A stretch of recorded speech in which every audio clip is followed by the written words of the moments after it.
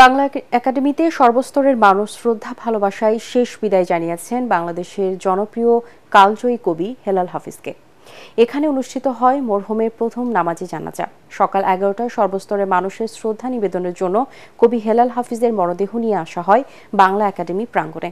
শ্রদ্ধা নিবেদনের পর প্রথম জানাজায় অংশ নেন কবির পরিবার, ভক্ত, অনুরাগী সহ বিশিষ্টজনরা। জানাজায় অংশ নিতে এসে বন্ধুজন ও শুভাকাঙ্ক্ষীরা বলেন, হেলাল হাফিজ তার কবিতার মধ্য দিয়েই বেঁচে থাকবেন পাঠক হৃদয়। কবিকে শেষ বিদায় জানাতে আসেন ছোটবেলার বন্ধু, মুক্তিযুদ্ধ বিষয়ক উপদেষ্টা ফারুকী আজম ও সাংস্কৃতিক উপদেষ্টা মোস্তফা সরোয়ার ফারুকী।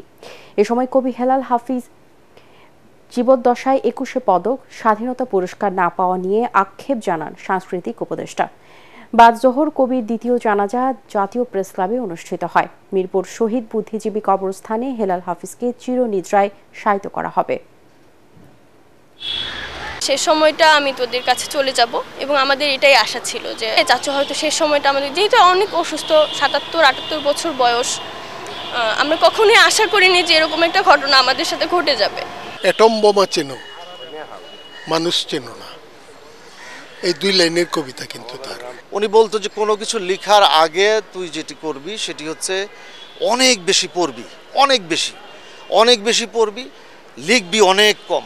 কবি কখনো কোনো পদক বা পুরস্কারের জন্য কিছু লেখেন না, কিন্তু পুরস্কার দিতে হয় কিন্তু জাতি তার কৃতজ্ঞতা জানানোর জন্য। হেলাল হাফিজকে তো আমরা 21শে পদক বা স্বাধীনতা পদক কখনো দিইনি। আমাদের সংস্কৃতি মন্ত্রণালয়ে কী করা আছে আমরা সেটা দেখবো এবং সেটা নিশ্চয়ই